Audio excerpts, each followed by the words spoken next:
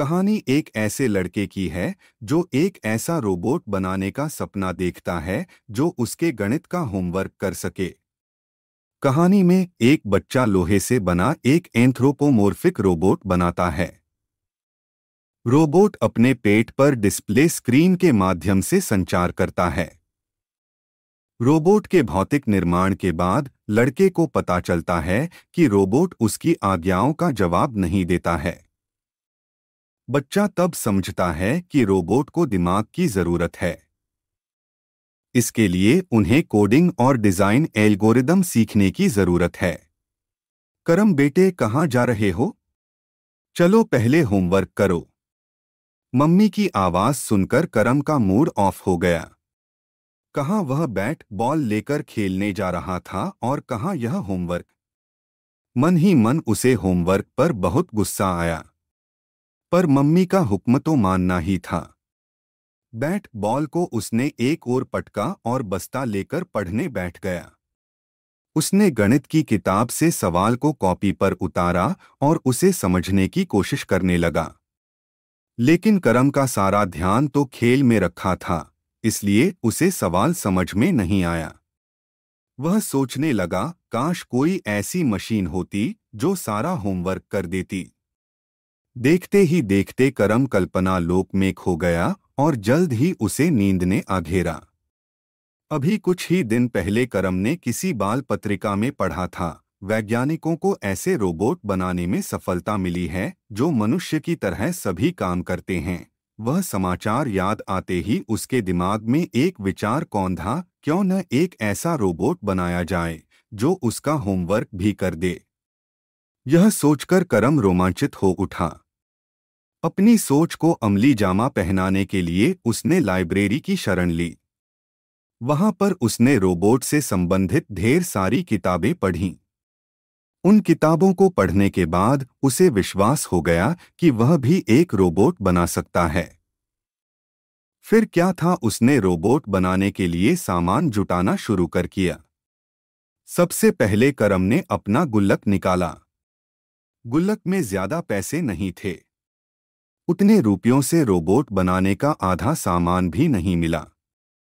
अब वह क्या करे और पैसे कहाँ से लाए? उसने सोचा कि वह अपने पापा से बात करे, लेकिन कहीं वे उसे उल्टा डांटने ही लगे तो। दूसरा रास्ता यह था कि वह मम्मी से बात करे। उसे यह तरीका सही लगा। उसने मम्मी का मूड देखकर अपने मन की बात कही, अम्मी जान, मैं एक रोबोट बनाना चाहता हूँ। अरे वाह, ये तो बहुत अच्छी बात है, मम्मी ने रोमांचित होकर पूछा, क्या तुम ऐसा कर पाओगे? हाँ मम्मी, बस कुछ रुपयों की जरूरत है, करम ने पूरे विश्वास के साथ कहा। रोबोट का सामान लाना है, लेकिन जब तक रोबोट बन न जाए आप ये बात किसी और को नहीं बताइएगा। ठीक है, लेकिन इससे तुम्हारी पढ़ाई नहीं गड़बड़ होनी चाहिए। जी मम्मी, करम ने वादा किया। मम्मी को करम के ऊपर पूरा यकीन था। उन्होंने उसे जरूरत के मुताबिक रुपए दे दिए। करम ने मम्मी का शुक्रिया अदा किया और अपने काम में लग गया। करम ने किताब में बताई गई विधि के अनुसार कल पुर्जों को क्रम में जोड़ना शुरू कर दिया। इस काम में उसे काफी मेहनत करनी पड़ी। जहां कहीं पर वह अटक जाता, किताब की शरण में पहुंच जाता। किताब पढ़ने के बाद उसकी सारी समस्या हल हो जाती। वह फिर से अपने काम में जुट जाता। रोबोट के निर्माण में करम ने दिन रात एक कर दिया। न उसने दिन को दिन समझा और न ही रात को रात। पढ़ाई के अलावा उसके पास जितना समय बचता था वह रोबोट के बनाने में लगा देता।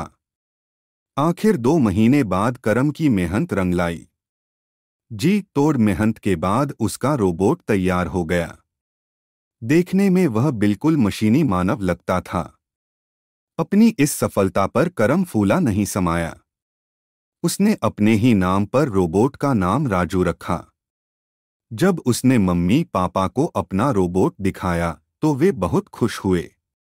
उन्होंने करम की इस उपलब्धि पर उसे ढेर सारी बधाइयां दीं। दोस्तों ने तो रोबोट को देखकर दांतों तले उंगली ही दबा ली। मास्टर जी ने भी उसकी जी भर कर प्रशंसा की। सभी लोगों से अपनी तारीफ सुनकर करम फूला नहीं समाया। अब रोबोट के टेस्ट की बारी थी। आखिरकार वह समय भी आ गया। करम ने रोबोट को आदेश दिया, जाओ राजू, मेरा होमवर्क हल करो। अपने मालिक का हुक्म सुनने के बाद भी रोबोट शांत रहा। यह देखकर करम का पारा चढ़ गया। उसने रोबोट को दोबारा आदेश दिया, राजू, तुमने सुना नहीं, मेरा होमवर्क करो। पर रोबोट इस बार भी कुछ नहीं बोला। उसके पेट पर लगी स्क्रीन पर कोई संदेश लिखकर आ रहा था। करम ने उस संदेश पर ध्यान नहीं दिया। अपने आदेश की अवहेलना देखकर उसका शरीर क्रोध के कारण कांपने लगा। उसने गुस्से में एक झापड़ रोबोट के गाल पर रसीद कर दिया। रोबोट लोहे का बना हुआ था। रोबोट के चोट लगने के बजाय करम का हाथ ही झन्ना गया। वह अपना हाथ पकड़कर रह गया और रोबोट को बुरा भला कहने लगा। तभी करम के मास्टर जी वहां आ गए। वे बोले, ये क्या कर रहे हो करम? तुम अपना गुस्सा रोबोट पर क्यों उतार रहे हो? मास्टर जी, ये रोबोट मेरा कहना ही नहीं मानता। करम ने अपनी झेंप मिटाने के लिए रोबोट पर इल्जाम मढ़ा। इसमें इसकी क्या गलती? मास्टर जी ने रोबोट का पक्ष लिया।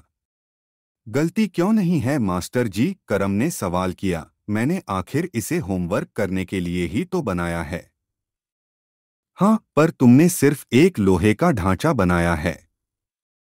अगर तुम चाहते हो कि यह रोबोट सवाल भी करे, तो तुम्हें इसके मस्तिष्क में प्रोग्राम करके गणित के सूत्र भी डालने होंगे। और यह बहुत मुश्किल काम है। मुश्किल काम है? मास्टर जी की बात सुनकर करम हताश हो गया। उसने बुझे मन से पूछा, इसमें कितना समय लग सकता है?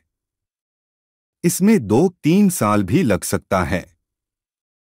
इसके लिए तुम्हें बहुत सारी किताबें पढ़नी होंगी, प्रोग्रामिंग सीखनी होगी, सवालों के सूत्रों को कोड में बदलना होगा, फिर उन्हें रोबोट के मस्तिष्क में। रहने दीजिए मास्टर जी। करम ने मास्टर जी की बात बीच में ही काट दी। इससे तो अच्छा है कि मैं अपने सवाल खुद ही लगा लूं। और तभी करम की नींद टूट गई। ये क्या? क्या वह सपना देख रहा था? हाँ, वह तो मेज पर बैठा बैठा सो रहा था। मम्मी के पैरों की आहट सुनकर उसकी नींद टूटी थी। कुछ ही पलों में मम्मी पास आ गईं। वे बोलीं, क्या सोच रहे हो बेटा? जी कुछ नहीं, करम चौंकते हुए बोला और फिर सवाल लगाने में व्यस्त हो गया, ताकि उसके बाद वह आराम से खेलने के लिए जा सके। कहानी का अगला भाग देखने के लिए हमसे जुड़े रहें। For more interesting stories, subscribe our YouTube channel and press the bell icon.